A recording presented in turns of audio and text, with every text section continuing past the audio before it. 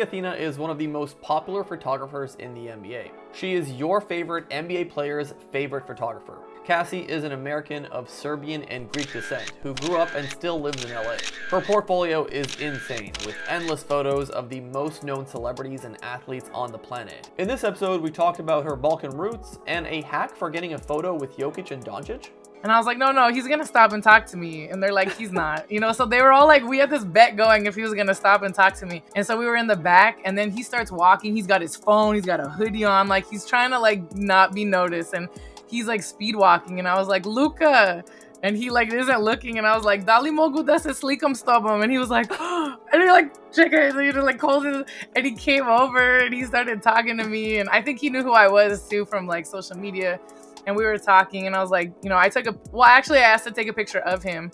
And then he was like, let's get one together. So we took a picture together. We also talked about her video with Nick Young and how this led to her owning one of the world's most recognized memes. Did you know what the Nick Young meme is? No, I must have missed that. What's the Nick Young meme? Oh my gosh. Oh, was it the one where he's like confused in the, yes, in the hotel room? Mark. That's you? Yes. See what I mean? You need to advertise that better. What are you talking about? You made that meme? Yes. So that was from my first day in the life I filmed. I filmed of Nick Young. We discussed many other topics, including her best photos, working with big names, learning Serbian, Balkan memes, and so much more. Timestamps down below. Enjoy the episode. Welcome to the podcast. Cassy, I think we've been following each other for a while now. Thank you for enjoying all of my random Balkan memes and whatnot. I really appreciate it. Of course. What is your Balkan background? Tell me a little bit about yourself. Well, I'm born and raised in LA, but my mom is from Serbia. My dad he's like Greek and Irish and some other things, but mainly just American. So I grew up half and half, and then my mom's parents lived here in LA too. So when my mom and dad would go to work, they'd drop me off at my grandparents' house, and my grandparents didn't know any English. So that's how I learned a lot of Serbian culture, Serbian language, all that stuff. So I feel like I kind of grew up in a Serbian household, even though it was more like a mixed one, but yeah. Right. How do you reflect on it now when you see like a lot of these like memes and videos coming out from the Balkans? I love it. I think it's funny because it just reminds me of being at my grandparents' house. My mom was a lot like that too, but she moved to America when she was younger. But my grandparents were like very stereotypical, everything that I see in the videos. So right. Every time I find those videos, I'm sharing them with my mom and we just laugh about it. So it's good. So your grandparents moved to the States but didn't speak English. Yeah, but you were born this, and your mom came over when? She was probably around 7 years old. So her siblings and her parents all came together. They had a crazy story. They moved to a lot of different countries, and then they finally settled in LA. And then and so like the siblings all learned English, but the grandparents were a little stubborn and maybe they understood more than they let on, but yeah, they didn't really speak. So the kids had to work and stuff. Yeah, I don't know if it was like a plot that they did. Like, yeah, we don't know English, so we can't, do much around here. But yeah. I'm interested in that story then, that she came in the 70s to LA, because I just made a video that this American travel channel went to Yugoslavia in the late 80s, mid 80s. And there was a guy in that video specifically that said he moved away from the States around that time. Do you know why she moved, or why you moved to specifically the States and then LA? I guess like not getting like too crazy deep in it. It was like a lot of politics stuff. My grandpa was in the military, and it was just like disagreement about certain views, and It got to the point where they kind of had to leave. And they ended up going, I believe, to Belgium. They went to a couple other countries. They had to get asylum. Then they won the visa lottery to come to New York. And then they were very poor, lived in New York a long time, then Pennsylvania, then moved their way to LA. So my grandpa was a carpenter, which I know is another Balkan stereotype, but he was really good.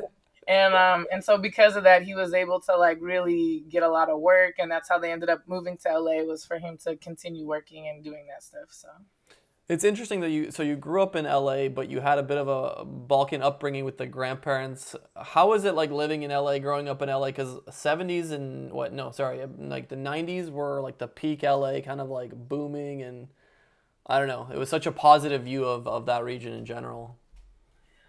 I mean, to me, I like LA. You know, maybe I'm just biased because I'm from here, but I always had a good experience. I think the hard part about LA, it doesn't have like a community. I would say maybe like my mom talks about growing up in Pennsylvania and how they were friends with their neighbors and they'd hang out and do all this stuff. LA is a little more like closed off. People don't Right. really talk to their neighbors and stuff. But I always had my family. I had not just my grandparents, but all my cousins and all that stuff. And so we'd have big Serbian gatherings. We'd hang out. My dad's family too. I have a huge family on my dad's side. Mm-hmm. His is a little more, American. There's some Greek and Irish influence, but more American. So I just always really hung around family. Right. LA is nice. I mean, it's gotten a little crazy in recent years, but growing up, I never really had any complaints about living here. Is there a big Serbian community there, or no? So they say there is, but I mean, I haven't. I've gone to the churches out here, and I know a few people. I think there's two kinds of Serbians in LA, and maybe just other Balkans too. It's like the Mm-hmm. ones that are very fresh from Serbia, that have like rich culture, speak it, everything, and then there's the ones that are like second, third generation that don't know the Right. language, and so it's like a mixture. And I think they're two very different kinds of people. So I tend to get along more with the ones from Serbia, the ones that speak it, a little more culture. So I do Right. have some Serbian friends out here, but it is tough to meet them. I heard Chicago's like the main place to go if you want to Yeah. find Serbians. So I lived in Windsor in Canada, and Chicago is not more than like 3 4 hours away from there. And yeah, Chicago is like insanity. It's like Chicago for the U.S. is like what Austria is for Europe. Like they're all conjugating in Chicago for some reason. I don't know why. It's too cold there. Otherwise, I would go out No, yeah. So I'm with you. No, I'm not. I'm not going to Chicago. It's freezing there. there. Yeah, but I wish there was more Serbs for sure. But I do know a few. We're a bit of a riot. It can be overwhelming when there's too many of them. Let me tell you. I lived in Windsor. There is a point where it's like, okay, this is too much.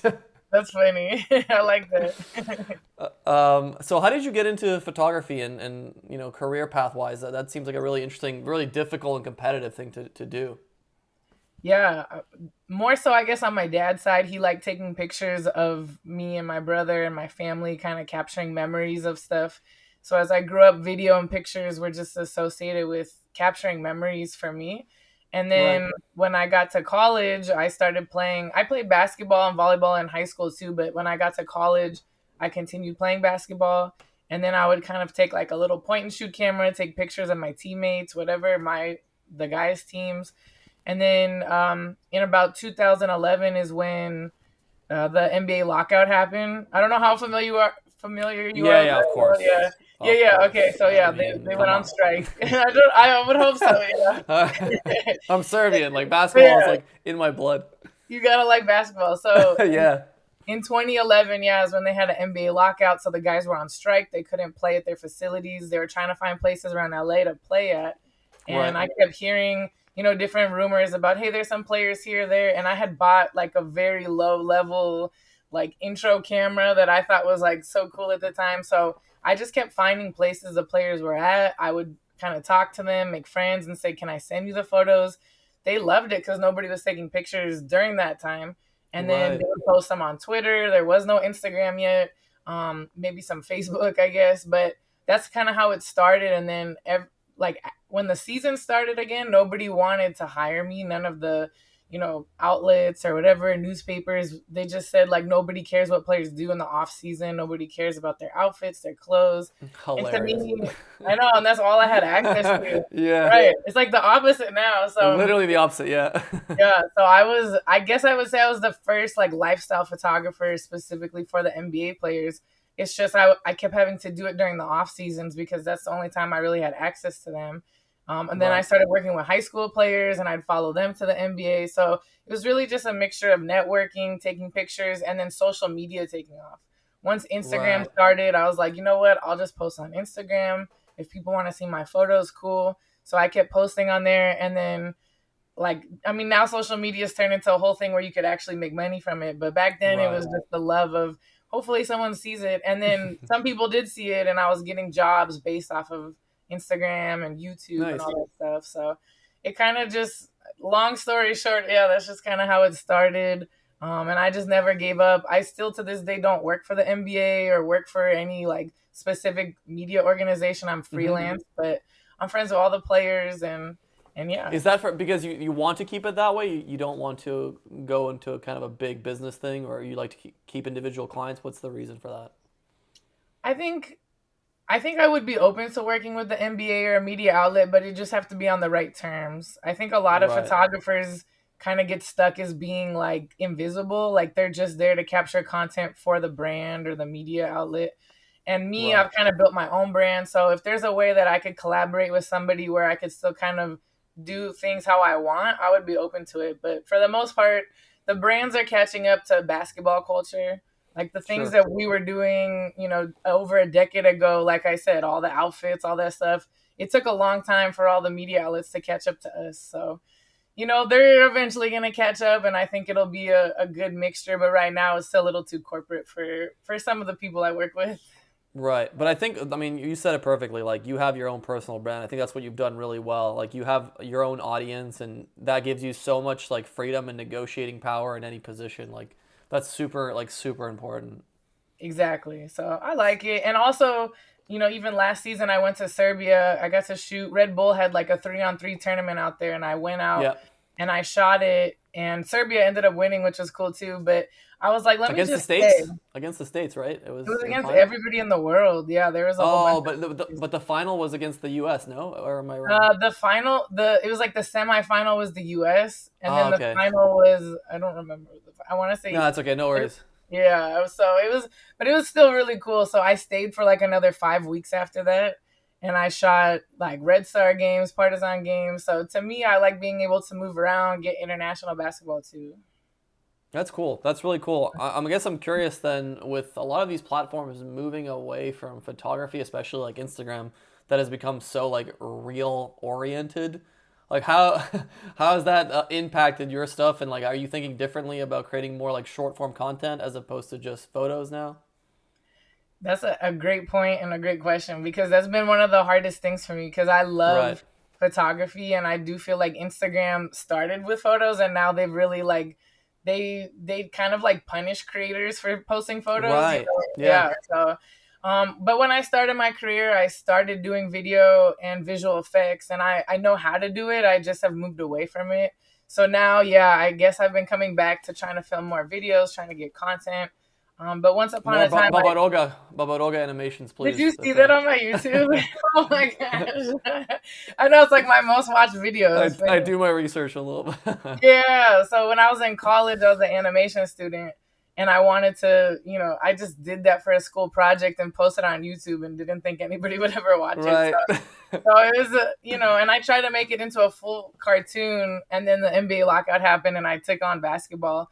But I used to. So then, if you saw my YouTube, I did used to post like a day in the life of NBA Yeah, players I did. and post a lot of that stuff. But it was really tough because back then you can't monetize. So I'm filming 8 hours, editing for 2 weeks to post something for Yeah. free. So I'm trying to get back to it. I'm actually in the process. That's why I have my setup here. I'm trying to do my videos. So hopefully in the future, in the near future, there'll be videos coming again on my YouTube and Reels and all that stuff. It's crazy. Like I haven't seen a photo on Instagram in what feels like ages. Like I literally, unless okay, that's a lie. You see photos, but it's like a photo that transitions into a video. It's like I don't know. You won't believe what LeBron said about Bronny. Let's say like as the picture and the headline, and then it transitions into like the interview. Like Yeah, it's a yeah 2 part story. But like yeah. normal photos, like the ones like photographers take, like they're completely gone. Yeah, which I mean, I get it. I spend a lot of time watching videos on, Instagram too. I think it just catches people's attention, or holds people's attention Yeah. more. But it is tough because I don't think photography should be thrown aside because people like video. Right. But I'm gonna still keep doing video. I mean, I'm still gonna keep doing photos. I think it's important, but I am gonna integrate more videos just because I don't want to get stuck. Like for example, when I first started doing photography and social media was coming out, there was a lot of photographers who are mainly shooting for magazines and Mm-hmm. like newspapers, and they didn't want to do social media. They thought it was stupid. They didn't want to catch on. And then now they don't really work anymore. So it's like it's a part of it. You kind of got to adapt to whatever the social media and the Sure. people are doing. So it's not terrible, but it is an adjustment. I wonder if there will be then another platform. I am just genuinely curious because I do enjoy photography, of course. If there will be another platform that comes along and does kind of like says, okay, we want Instagram back, the original Instagram, because I don't think Instagram's gonna go back because they know they're gonna do the real thing. But I wonder if there's a platform that's like, no, no, listen, this is just gonna be photos and Yeah. nothing else. That would be cool. I don't know. Maybe is that something like that you would be a part of, or I don't know. Is there something that you know that exists like that, or no? I mean, maybe I should start it. No, I just Yeah, I mean, it could be a move. I was gonna say like, I mean, it would be cool, but I think right now everything is where all the people are at and where the money's at. So I think it yeah, could exist. I don't know about it, but it would be tough because there are so many people on TikTok and YouTube and Instagram, and I want to be able to monetize my content too. So sure. Instagram is really slow on doing that versus like a YouTube. So just trying to figure out how I could keep doing what I love and get paid to do it, even if a company's not hiring me. So That's such I'm a gonna difficult just thing. I yeah. get it. I'm with you. I'm with you on that one. It's a weird situation, but yeah, we're gonna figure it out. I'm not gonna stop. I'm with you. Agreed 100%. And I did see the YouTube videos, and to me, I would say those are kind of like the UFC embedded videos, but for basketball players. And what makes it really interesting is that they were posted like you made those like 7, 8 years ago, and you have insane like guests, or I don't, do you even call them guests, like day in the lives of like Wade or some crazy like those deserve way more views than they have. So I wonder how much of that could just be down to like the packaging, because ultimately you can do 95% of the work. If the packaging, meaning the title and the thumbnail, aren't good, the videos aren't going to do well. And that's something Yeah. I battle with every day. Like when I upload a video, I have like 3 different thumbnails now, and then within the first like 16 hours I know if that's a terrible title and thumbnail, and I'm constantly rotating. Like it's like a mini job within a job. Oh, that's interesting. Yeah, I mean, I made those videos. I haven't posted on YouTube in like 8 years, so they're a little outdated and stuff. But I'm definitely gonna have to, take that into consideration for the new stuff I'm posting.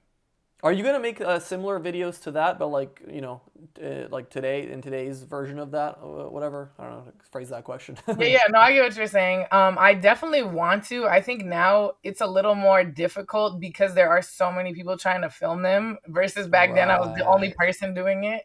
So, I mean, I definitely have access to the players and can get stuff like that, but it is a lot of work to do it. So, I think Sure. and I really can only do it during the off season. That's like the easiest time when they have free time. So, but my career and my own personal journey has been pretty interesting. So I'm going to be Hmm. posting a lot of videos of myself.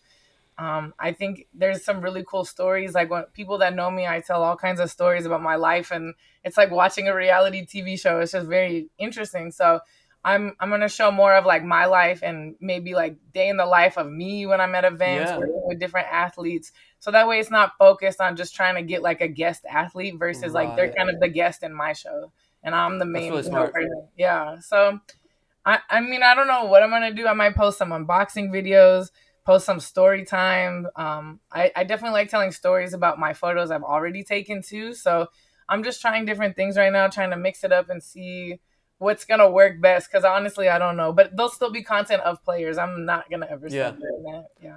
If I see a video that's like the day in the life of a Google employee and it has like 2 million views, Right. I'm gonna lose my shit if you can't get a similar amount of views. Someone that has such a crazy job and like backstage access and all this crazy footage, like Yeah. that deserves just as much attention. Like I don't care about what the 9,500th YouTube employee does on their on their day at work. Right. No, I appreciate it. Yeah. So that's what I mean. But they put it out and I didn't. So I just got to start putting it out and see what happens. You've said it. You've got some interesting stories. I'd like to hear some of them because you have some insane footage and videos from some of the craziest athletes and events on the planet. Some backstage footage for events that are thousands and tens of thousands of dollars to get into the venue. So like, what are some things that really stand out in the past like decade of doing this? Oh my gosh. That's a loaded question, I know. Like, I wish I could have like looked at my Instagram and picked a photo or something. But I mean, I would say like one thing a I can lot of pull that people. up. I can pull it up and ask if you want. That's not a problem. I know. I mean, I think one of the things that people, one of the most famous things that I've done, which is even cool for me when I go to like Serbia or anywhere in the world, is like my Nick Young meme. Did you know what the Nick Young No, meme no, is? I must have missed that. What's the Nick Young meme? Oh my gosh. Oh, I was gotta it the one where he's like confused in the Yes, with the hotel room? question That's mark. you? Yes. See what I You mean? need to advertise that better. What are you talking about? You made that meme? Yes. So that was from my first day in the life I filmed. I filmed of Nick Young. So it was Yo, like I'll help you make that short form video if you need. Like that's a hilarious story within itself. I know I need to do one. Yeah. So I that's what I mean. Like I created that. I filmed that in 2013. So that was over, 10 years ago, 11 years ago at this point. But I filmed it. I was filming a day in his life, and he kind of planned everything. He took me everywhere, and so we went to his mom's house.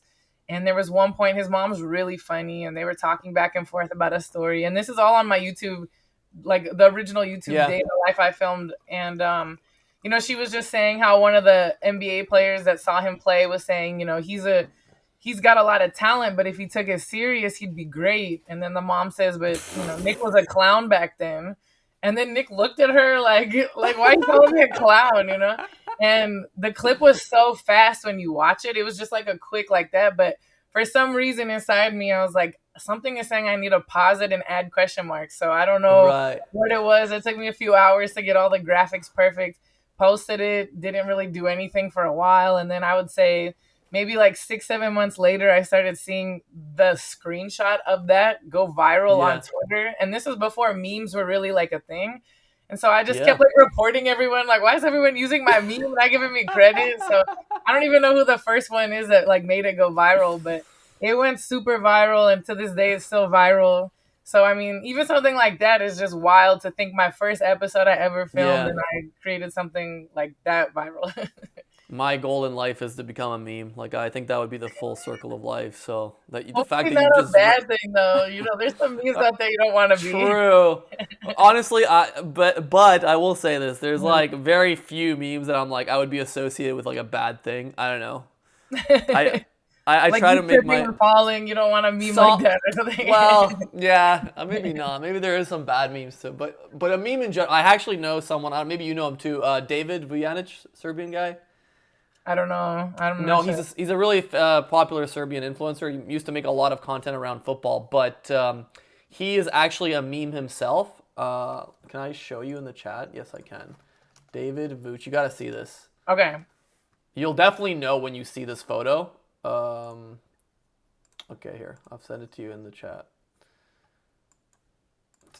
Like when you see this photo, you'll know. Okay. I think everyone's seen this. I think he's like one of the top 10 memes of all time. Okay. So it's just a kid like going like this, like. I've probably seen it. So he became a meme just randomly posting his like school photo from when he was a kid. Okay. Oh, really? Yeah, like just completely random, like and it just took off. Like, and at one point, I remember he's a crazy story. Someone tried to buy his meme, like an NFT version of it, and they were gonna pay him like $50,000 for an And he took NFT. it? I'm sorry, this doesn't have a happy ending. He didn't take it. He's like, I don't know, man. I feel weird about it, blah, blah, blah. He ultimately didn't sell it. Obviously, NFTs kind of died, but yeah, there was a time when people were selling memes for like hundreds of thousands of dollars, like NFTs. It was really weird. I know people were all talking to me about selling my meme, but the reason I specifically did not do it is because there was like gray area of who legally owns it. So it wasn't like you buy it and it's like a cool little souvenir. It's like you own the rights to it. So it's like if I would have sold my meme for even 50,000, 100,000, and now somebody else can license it to commercials and movies, like I don't want to do that. True. Yeah. So how does that work? Yeah, I wonder. That's really interesting. Like memes are such a weird like gray area between like copyright and. Well, no, the memes, I own the meme for sure, but I'm saying the NFT part, selling the NFTs was a gray area. Yeah, for the memes, it doesn't matter how viral it goes. I own the photo, so. Right. I mean, people post it, and I kind of don't really stop it from being posted. But if it's being sold on T-shirts or anything like that, I definitely shut it down. Oh, really? Oh, is that like a thing that happens a lot? People selling Swaggy P shirts? Well, there's like websites where you could upload like any image and sell stuff. Yeah. So it's stuff like that. But it's pretty easy to report those. I haven't done it in a while, but yeah, for the most part, I try to report it. I mean, I went to China one time to go shoot the Warriors and the Timberwolves. And this is when Nick Young was on the Warriors. And I like, walked out of the hotel. It was the same hotel as the players. And it's like all these fans, and there's fans wearing like the question mark, like meme shirt with Nick Young. I'm like, where did you get that shirt? Like, I didn't get paid for that. So I mean, it's like, it's cool that people like it, but at the same time, I'm like, who's making money off this? So yeah, that's always where it gets. Did you ever talk to him about him turning into a meme because of your photo? Did you ever? Does he even know that was you? Like, does he remember? Of course. Okay. Oh, how could he not? Like, because I mean, when I filmed him, he wasn't that famous as he is now. So, true. The meme. I mean, he's known more for the meme sometimes than a basketball player. I think he does a lot of. Yeah, he does a lot of interviews where he says people come up to him and know him from the meme versus being like an NBA champion with the Warriors. So, yeah, that's crazy. But anytime he does an interview like on big platforms, he gives credit. I mean, we're friends. I've known him and his family now for, over a decade. So he definitely makes sure to give me credit for everything. And I mean, it's cool. Hopefully, I think he's probably gotten more attention and money from it than I have. But, I've licensed it to a couple commercials before that he's done stuff with. So, it hasn't been all bad, but yeah. It's one of those things. Once it's out, like the genie's out of the box, it's so hard to put it back in. Like, I don't know. I see now pages stealing. Like, now that my channel is doing a little bit better and some videos are doing well, I see like my meme being stolen or my video being stolen by like just random Balkan channels. And part of me is like, I'm pissed. But part of me is like, whatever, man. Like, I can't be asked to like report and deal with all these random people. Like, whatever. It is what it is. Right. Part of the game. I just accept it as like part of the game. Like, not much I can do for the most part. Exactly. That's the best way to look at it. Some other stories. Maybe I guess I can pull up some Instagram photos as well. I do want to ask about the Drizzy photo with the hair. Like, was this some high school game? What is this event? Yeah, so that was last summer. In the off season, I try to find the NBA players because they'll do like runs with other NBA players, just working out, playing, or whatever. Yes. And it's very private. They don't let photographers in there. And so they're all over the place. Like there's, maybe like 3 or 4 big locations where all the NBA players in LA will go train. So that was one of the trainers was doing a run, and they didn't really want cameras there, but because I'm friends with the players, I was able to kind of, get in there. And so when I got there, it was Kevin Durant and Devin Booker were like the 2 big players. And at the time, Drake was on tour, and he was in town, I guess, because he had a show in LA in the next couple of days. So he had like a couple of days off. And I was like sitting in the gym, and then I'm like looking, and I was like, is that Drake? Because he had his hair in the like puff balls. And yeah. It was so random because there must have been like 20 people in the gym other than the 10 guys on the court. Like it was very small, and it was a high school basketball gym. But like I said, it was closed off. It was private. So he walked over, and I met Drake through just the other basketball games I've been to and stuff like that. He used to come to Sierra Canyon games with like LeBron James and stuff. Yeah. So, I walked over, said hi to him. And then I wanted to get some pictures of him and like up close. So I got the, cool pictures of him with the puff balls and everything. And then after the run, he just asked me like, hey, send me all your pictures. I want to post your pictures. So I sent him all my pictures. He posted them, and they went viral on both ends, on his end and my end. And That's awesome. I had asked him that day, like, hey, because I don't like asking anybody for anything, but I was like, can I get a media pass to shoot one of your concerts? I would love to shoot a concert. So a few days later, he was coming back to LA. It was like a, crypto arena, Staples Center. So he followed through, and he gave me credentials, and I had like a all access pass, and I went up to his concert that following Monday and got to shoot the whole concert. So that kind of stuff was cool, but super random, right? Like if I didn't go that day, I would have missed all of that. So that's kind of how my life works. It's just, you just got to put yourself out there and see who shows up. But that's the cool part of living in LA. And not saying anybody could do that. Like I know that like I have relationships to be in the rooms that stuff like that could happen. But and then for the most part, because I've gotten so big like in the basketball world, anyone associated with basketball or knows basketball respects me enough, so I get to do some cool stuff like that every now and then.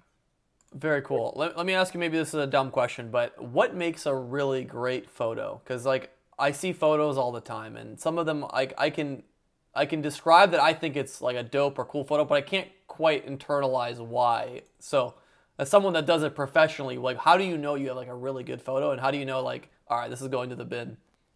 No, that was a great question.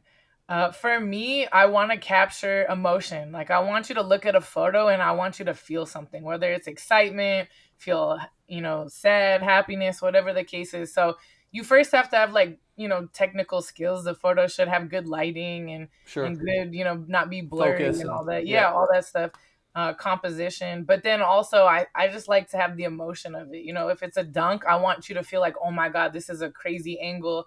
If it's like two people smiling on the court, I want you to feel like you're hanging out with them. So to me, Right. I think a bigger part is like capturing, like to relive a moment versus just like a photo. So, Mm. and that's maybe like why even when I go to NBA games and I bring my camera and I'm kind of even in the crowd, people were kind of drawn to that kind of look better because it felt like you were in the crowd watching the game versus Right. just sitting like the same angles all the other photographers sit. So I don't know. I like a little bit different. Even if I see a bunch of photographers sitting somewhere, we're all going to get different photos, but I want mine to be a little more like personal, in depth, emotional. So I guess to me, that's what I like. Do you have like a Mount Rushmore of your like top 5 favorite photos, or like maybe even the memory of at the event you were there? Like what sticks out from your work? Man, I feel like, again, I have to look at Is it my tough Instagram. to? Here's your first YouTube video idea: ranking my photos tier list. Like, Right. No, that's honestly, seriously. Because I know people always ask me, like, what's your favorite photo? And I think I usually give like similar answers because it's the only one I think of. But right. Um, I like earlier in like Steph Curry's All Star career, like his first year as an All Star and doing stuff. I was working with Under Armour, and they would have me shoot a lot of stuff of him at All Star weekends, and so I got to shoot like some really cool moments of him. Whether we were like one moment I've talked about before is we were in Toronto for All Star weekend, and we were going to a mall appearance, and we got in a helicopter and it started snowing while we were in the helicopter. It was like a blizzard while we were in the air, Jesus, and it was like a little scary. And then when it's we a landed, nightmare. yeah, yeah, and so when we landed, it was just like snow everywhere. And I asked Steph to like stand there, and I took all these pictures. And I'm from LA, I don't get to shoot in the snow, Right. Yeah. So he stood there, and I got all these cool pictures of him in like a blizzard. Um, I mean, there's Damn, other that's really cool. cool. Another cool moment, I guess, in more recent times is Carmelo Anthony's son Cayenne was playing against LeBron's two kids, Bronny and Bryce, in high school. It was a couple Yeah. years ago, and I didn't even realize Cayenne was playing. I just went to a Sierra Canyon game because I live close by, and I went and I was like, "Oh wow, this is a huge game!" And so the one photo I really wanted to get was LeBron, Melo, and all three boys.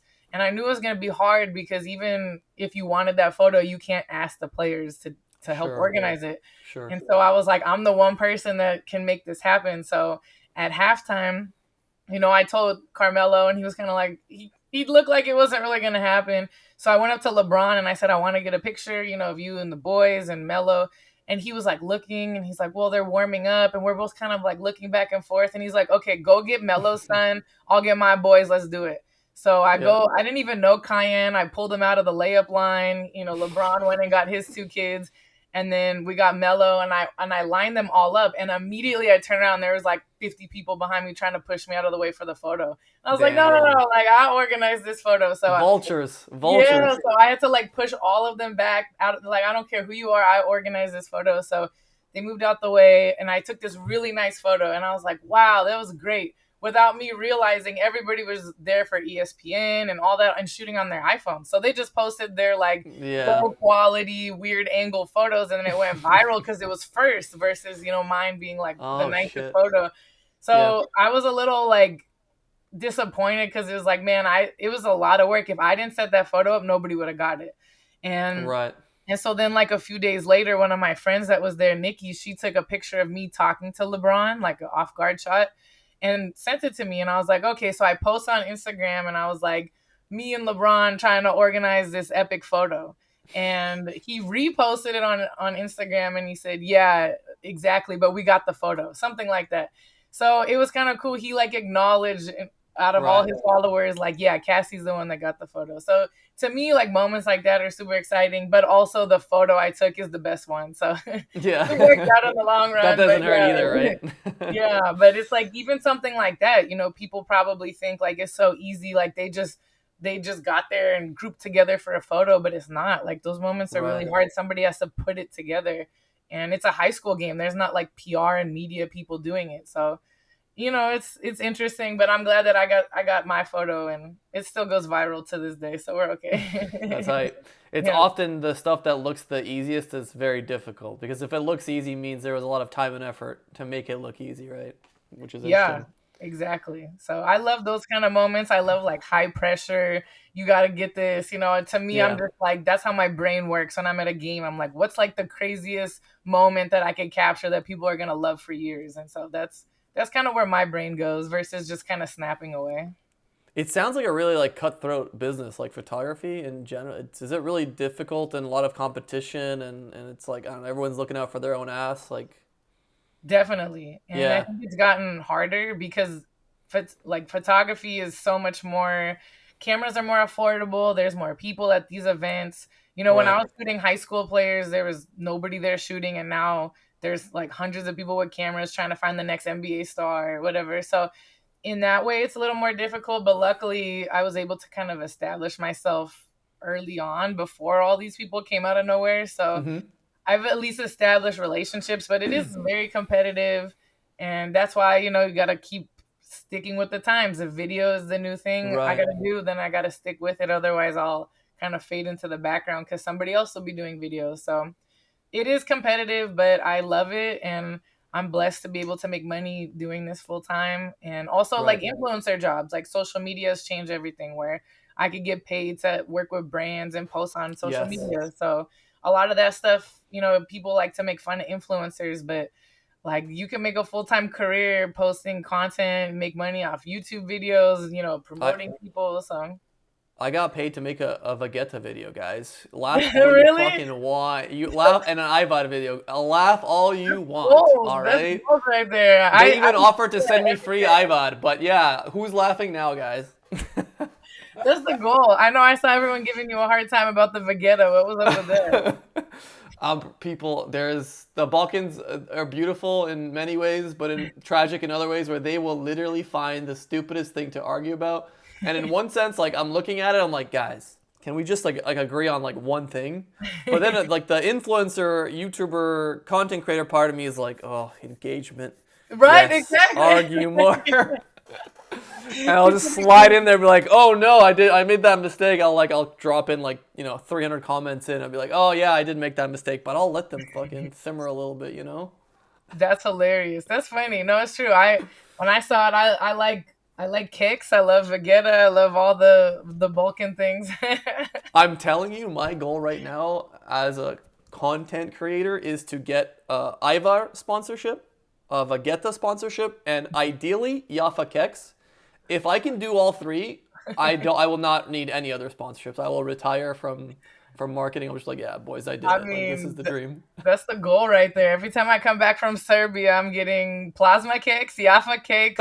We got Vegeta here, but those two things I mainly am buying when I'm over there to bring home. Yeah, I'm blessed. I found a Serbian guy here. I live in Spain, in Valencia. I found a guy in Madrid that just like runs the business. Like he barely makes any profit on it. And I swear to God, I'm keeping this man like afloat. Like I'm ordering like twice a month. Like I'm telling him like, I'll do free promotions, buddy. Like I need you not to go under. Like you're literally like, you're my savior in this part of the world.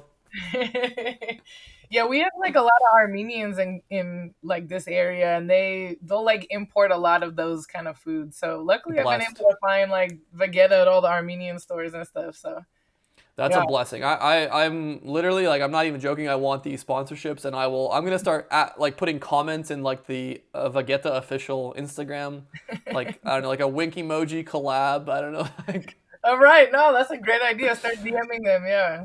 Be like, hey guys, like I have a video on Vegeta that has like 500,000 views. What are we doing? Why are we pretending? Let's stop this little dog and pony show. Let's collab already. You got to send it to them. You never know what could happen. I'm gonna write it down. Like I'm gonna send Jaffa Keks a DM. You know what I did a long time ago is I sent Sony a DM because I love cameras. I love Sony, and it took them a couple of years to respond. But now I've been doing sponsorships with Sony. So couple of years, damn, that's a long game. Yeah, but it worked out.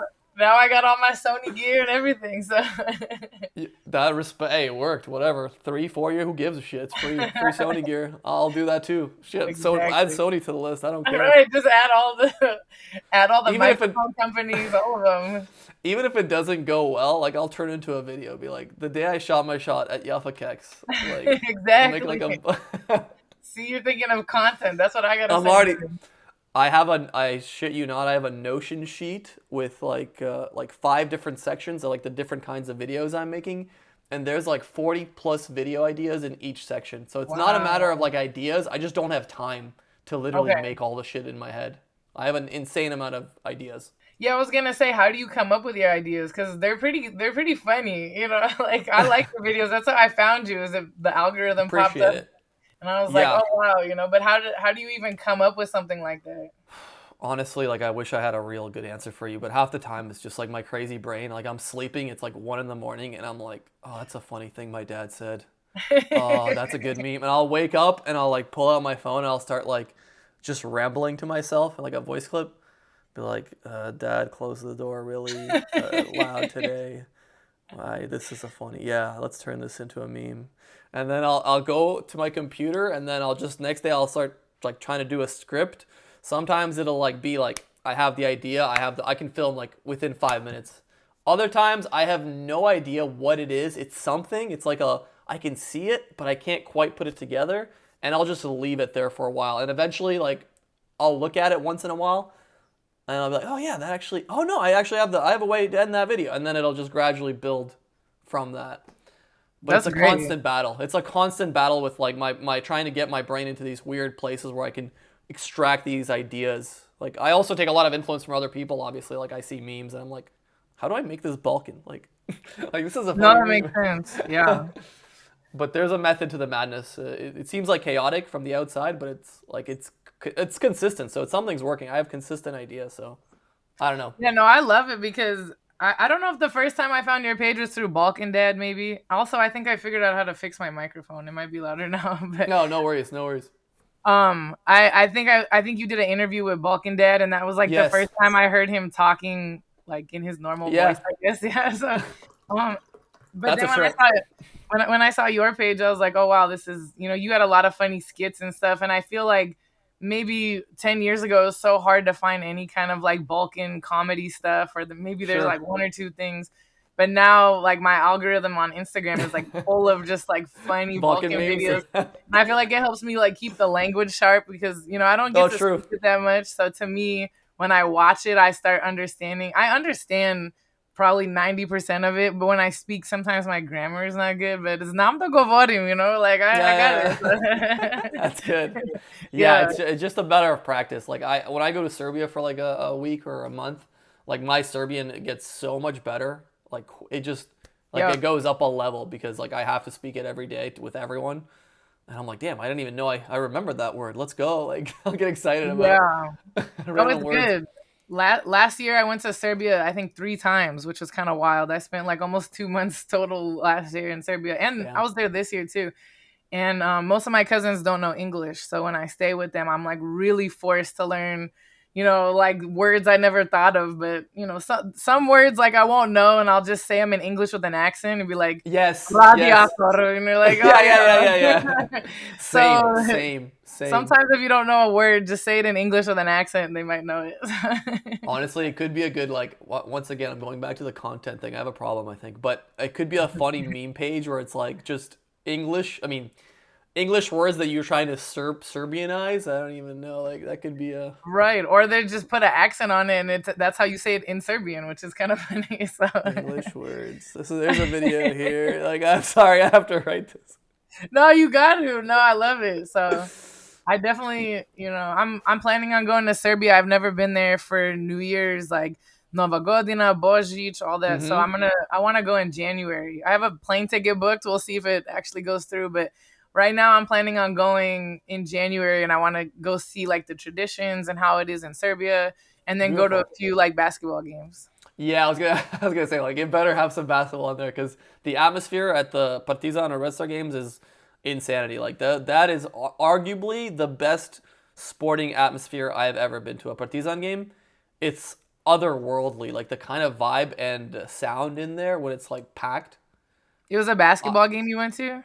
I went to a Partizan versus Fenerbahce EuroLeague, and But the it was game soccer actually or basketball, soccer? Okay, okay. basketball in the Stark Arena. It was last November actually. 16,000 people. Like the game went down to the wire. Like I think it was 1 point game at the end.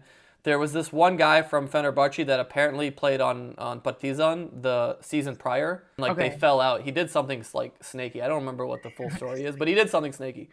And every time he touched the ball, those are the, I don't know if you can hear the Spanish church bells. I heard it. Perfect timing. Perfect timing. Every time he touched the ball, it was like I had to like put like something over my ears because I couldn't hear. That's how loud it was. He had 2 points the entire game. He like literally shit himself. Like he couldn't perform. It was insanity. Wow. Yeah, actually, that's funny. I just missed you because I was there in October last year.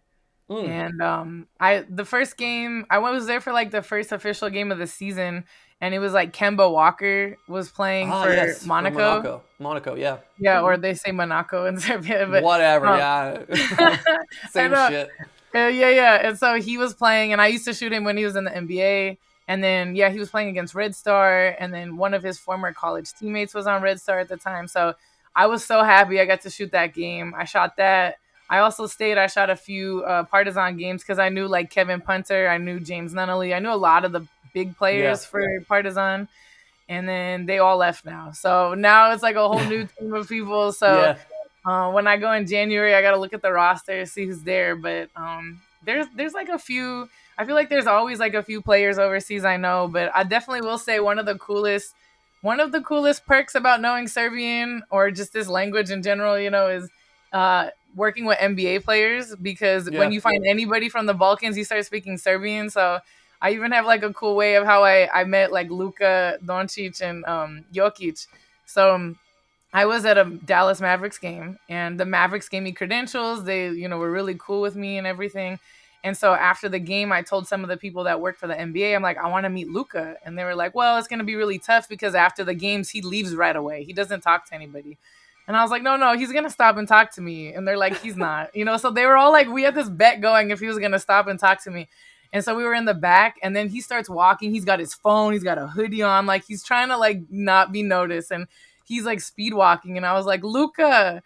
And he like isn't looking, and I was like, "Dali mogu da se slikam s tobom?" And he was like, and he like check it, like calls it, and he came over and he started talking to me, and I think he knew who I was too from like social media, and we were talking, and I was like, I asked to take a picture of him, and then he was like, let's get one together. So we took a picture together, and like everybody from like the NBA and the Mavericks that was standing there was like blown away. They're like, how did you do that? And I was like, it's that Balkan connection, right? Yeah, Balkan connection. Oh my God. Yeah. So then like a month later, I'm good friends with like Aaron Gordon and his family. So the Nuggets were in LA, and they got me tickets. And we got post-game passes where you get to be around the family. And so Jokic came out, and I was like, well, it worked on Luka, let me just try it on Jokic, right? So like Nikola's talking to his people, and then he's leaving, and all these people are like, Jokic. And I was like, Nikola, Dali Bogu, that's a slikam stuff. The same thing. And then he turned around, and he was like, oh, and his face was all excited, and he was like, oh my God. And he was talking to me, and it was harder for me to explain to him who I was because he doesn't have social media. So I'm like, I'm like a social media NBA photographer. He was like, what is social media? What is this? What does you take a photo? Where do you put this? Internet? Right. What is this? Like he was confused, but like I've never seen him so excited the way he just was like genuinely like when I said it, and he came over, he took a picture with me, and then he started walking away, and everybody else asking for pictures, he didn't even look at them, so That's it was so yeah, so like stuff like that. There was a player, Mario Hazonia, when he was in the NBA. I was shooting a workout. I didn't know where he was from actually, but I don't think he knew where I was from. It was just some random workout in LA, and he was like, oh, what's up, Cassy? I like your photos. I was like, thanks. And then he's like, while he's shooting, all you just hear him is cussing. Oh, there's just like all these cuss words. And I was like, wait a second, where's this dude from?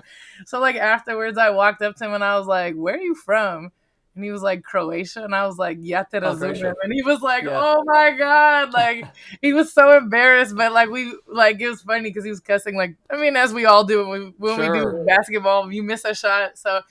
Um, so when I said, like, Yate razumem, and then he just like, we just laughed about it. And then to this day, we're cool. So to me, it's like really cool that there's so many like basketball players in the NBA and all over the world that speak it. So I'm really glad that I learned Serbian because it's helped me in the basketball world. Like, who would have thought, I guess.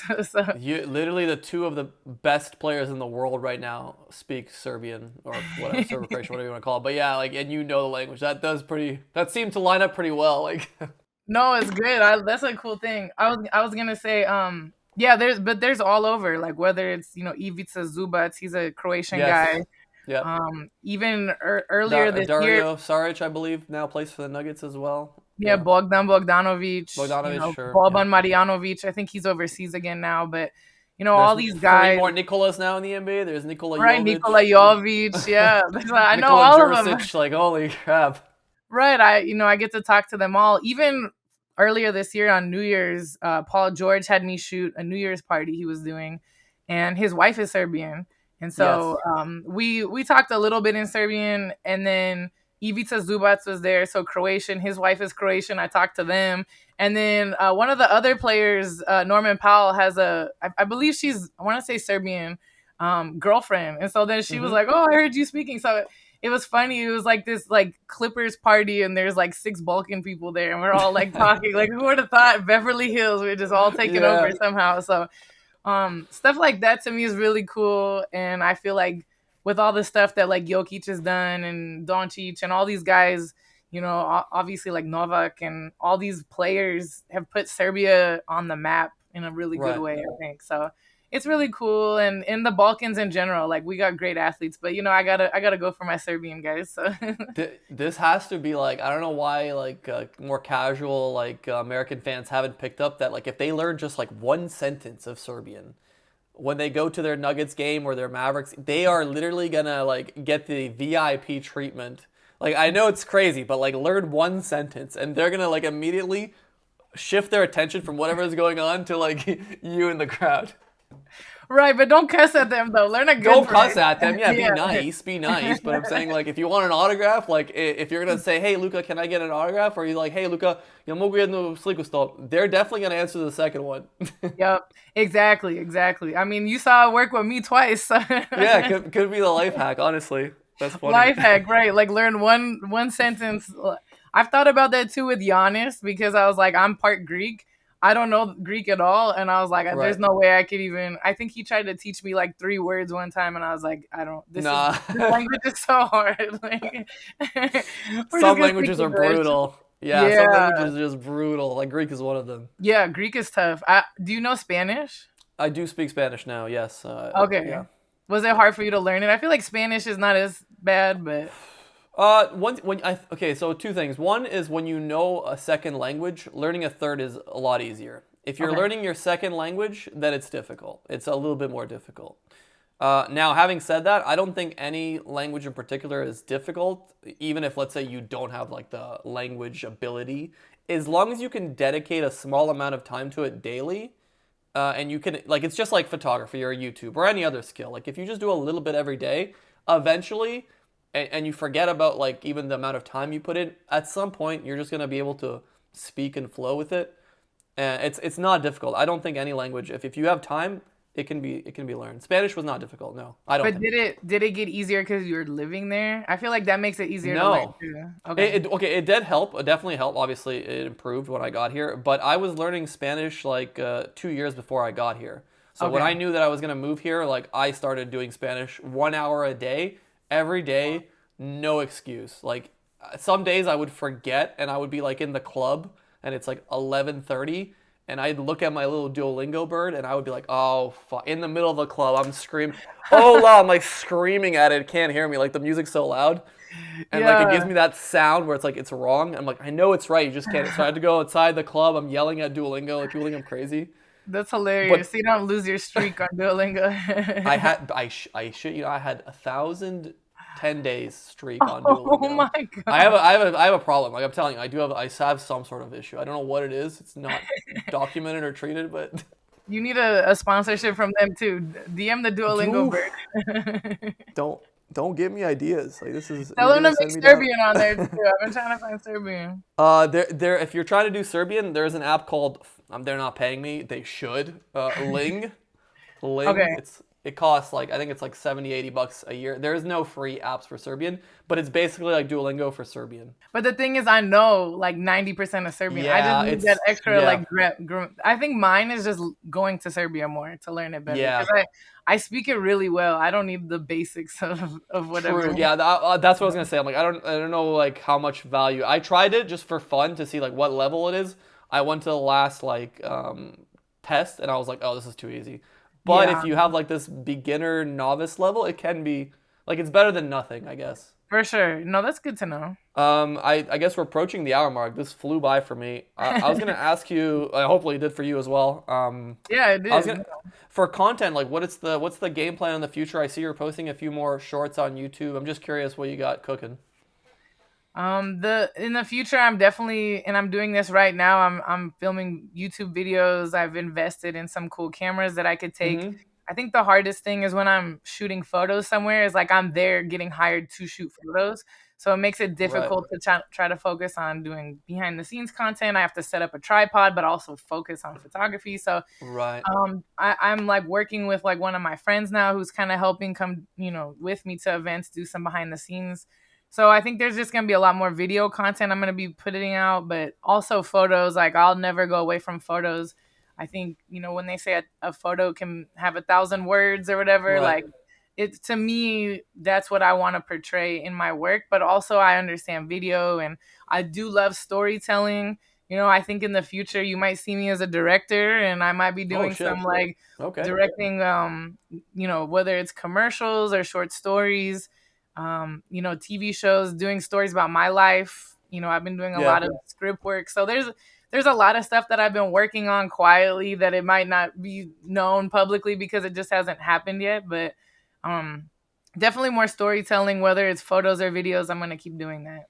I think you have a lot of very unique stories that are just your own. And obviously adding your own like writing style, comedy, twist, whatever you want to call it, is the selling point or like the really interesting part. The question becomes how to effectively market that. That's the real challenge in any of these things. There's a lot of people with really good stories, but they have no idea how to actually put them out for a larger audience. So that's going to be like the tweaking part of these like videos. So if you need some like, I don't know, someone to bounce ideas off of or any help or whatever I can offer you, let me know.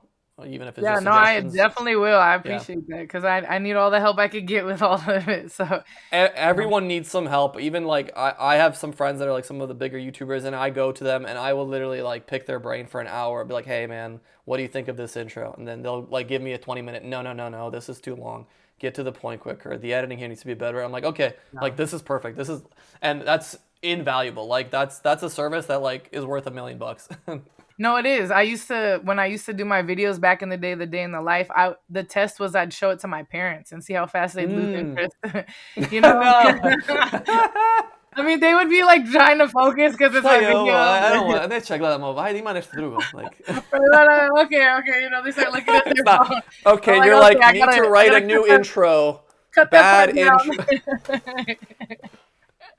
Right, exactly. My mom's pretty good. My dad might be looking at his phone, but yeah, that was kind of like my test. But even now when I watch those videos, I'm like, oh, I mean, social media has changed a lot now, but I would make them a lot shorter. I've learned like little tricks here and there about how to keep people's attention. And, so I've been watching. I have a TikTok, I was like, I'm going to post every day on TikTok. And, I had this video with Adam Sandler playing basketball with a bunch of NBA players. Go super viral. Yeah, it was like I had 400 followers and the video got like 11 million views. Holy shit, really? I have it pinned at the top. Okay. And then I just stopped posting after that. But I'm like, that's why I know I have even like my little clips that I'm not doing storytelling necessarily, like just clips out of me doing a workout. Can go. This is a cold edit. This is a cold edit of Sandler draining this bucket. Whoa. One of my friends helped me edit it. Yeah, I was like, I don't know what to do, Yo, these are But cold. You need to like put some like banger music behind this and like turn this into like memes and stuff. This could be like, well, I put I don't like a know. trending audio on there because I know Oh yeah, let me. TikTok. Yeah, yeah. Yeah, I know I turned. TikTok is like more with the trending audio, and I Oh think yeah, that's yeah, what yeah. helps it go viral too. But That's also dope. like Adam Sandler, and then it was wild because my mom was like, I was watching Jimmy Kimmel, and they started talking about your video on Jimmy No Kimmel, and they way. showed the video, and I was like, what the heck? So, I don't know um, if this is just my little because I'm in Spain. Like all the comments, there's like 5,000 comments. All my top comments are in Spanish. really? It Yeah, must Adam be. se ve el mejor condición que yo. ¿Qué es la Are que you clases de? serious? Like it's all Spanish. Like and this must be like a region thing. Like I can like Mine is hundreds of all. Spanish comment. Let me pause the music. Damn, I was trying to look at the video. No Mine worries. Like let me. mine is all English comments. I gotta show you this. This is wild. I don't know if this is just because like I'm in that region. I sent it to your IG. Yeah, Check this out. it definitely must be because that's so wild. Mine is all in. Are they like at That's an least top liked the, comments, or are they just like oh random? no, they have some likes. They have some likes, but like it's obviously probably a smaller amount than compared to the original. But look, like they're all like Oh wow, Spanish. you're right. Yeah, that's so funny. It's like all Spanish. Yeah, it must be a region thing. That's funny. That's another thing I was thinking of, like finding a way to eventually translate all the videos, either with a voiceover, like that would be ideal, but if not, with subtitles for other like popular languages, because I think our culture has a lot of similarities with like Latino cultures, some Arab cultures as well, and Hmm. like the videos they can definitely be used for that audience as well, because like they're very relatable. So I don't know, it's Right. content is a fun game. It's constantly evolving. It's really interesting for me. Yeah, no, I love it, and I love seeing other people's ideas, and like I said, I love all the Balkan stuff because I didn't have as much of it because in my personal household it was like American, more American, but Sure. watching my grandparents, there's so many things that I'm like, oh my god, my grandma used to do that, and so it's Right. cool that I got like the Balkan experience without, I guess, living in the countries over there. The full trauma of actually living in the Balkans during the Yeah, worst but times. living in LA, yeah, so it was Yeah. like. Yeah, so it's cool, and that's how I learned the language too. I don't think I see a lot of like mixed. I don't know what you would say, like culture couples where it's like one person speaks Serbian, one person doesn't, and the kids don't Right. know it at all. So I think Yeah. I got That's really tough. fortunate because I mean I speak better than my brother does. If my brother would actually just focus, he would speak it pretty well too. But the fact that like I was with my grandparents, and then when I'd go to Serbia, my mom would send me every summer, and then my cousins are teaching me how to read Cyrillic and how to, the grammar part I still can't figure out, but and like the ch's I'm and with you. the I'm j's with you. and The like all Cyrillic stuff is that. crazy. The Cyrillic stuff gets a little crazy for me. Yeah, I could read Cyrillic. I could do it slow, but Yeah. it's like every letter just makes one sound, so it makes it a lot easier, I think, to Yeah. figure out how to read stuff. So I love it, and I want to keep learning it, and I want to keep. I talk about Serbia probably too much, but I love it. Like every So, Serbian, yeah. That's a yeah. normal thing. Don't worry. Okay, good. So, but yeah, no, I think it's cool, and I'm glad you reached out. I'm glad we got to do this podcast too, because I was excited about talking a little bit more about Serbia. I feel like I don't get to do that so much on podcasts. I feel like a lot of podcasts ask me the same questions, so this is fun. You had a lot of really good questions that were a little different than what I'm normally talking about. Appreciate it. Thank you so much for your time. We'll do it again. I think we'll do it again at some point. Yeah, My whenever. line is open always if you ever need help with like short form content or even long form YouTube content. I've got plenty of experience with that. So Yeah. thanks for coming on. Is there anything that you're promoting, you want to promote that you're currently working on? Obviously, your website, your Instagram. Yeah, right now just follow me on social Okay. media. All my I'll add social those media links. channels, yeah, Cassy Athena photo. I have my clothing line. I got some Serbian words on my clothing Oh line, my God. Yeah, we didn't even talk about the. Yeah, we'll run it back. That's for sure. I totally forgot to. I have the clothing line pulled up. I didn't even ask any questions. I Buy mean, the it's up merch, to you. folks. I don't Buy the it's merch. Go buy the merch. What do you want? right. Buy it, got the watermark. Yeah, so I mean I'm just gonna be posting a lot more. I guess follow my YouTube is the one thing I haven't Oh, been yes. promoting a lot. Yeah. Yes. My YouTube channel I'm gonna be posting in the next couple weeks very consistently, and behind the scenes of my life is a photographer and being Serbian Dope. and going all kinds of places. So hopefully maybe come to Spain and then we could do a podcast in person. Hell So. yeah, why not? Live a Right, little. why not? That's why I tell everyone, live a little. Come to Spain. Like, what are you doing? Life's I've too always short. wanted to come to Spain, so I did. And also, how far are you from like Barcelona? 2.5 hours by train. By train. Okay, cool. Because I wanted to train. go to some of the games. Go watch some basketball games in Spain. In Barcelona. Yeah, yeah. Barcelona and Madrid, like two of the best teams in Europe. Definitely worth a watch. Yeah, I used to be able to watch them. Valencia was in the Euro League last year, but they're not this year. So I can still watch, obviously, like domestic league, but Euro League's gone. But yeah, there's definitely plenty of basketball here to enjoy. Right, This is a big basketball nation, deceptively big. Like no, that's cool. Yeah, I watched them play last year in Serbia. I think it was Madrid that played. I watched, or maybe Barcelona. Up against I don't remember. Yeah. So yeah, I love it. I'm gonna make my way out there eventually. Sounds good. We'll figure out. Thank you so much for your time. It was a lot of fun. It was a blast. Thanks again. Yeah, no, thanks for having me, and we'll talk soon.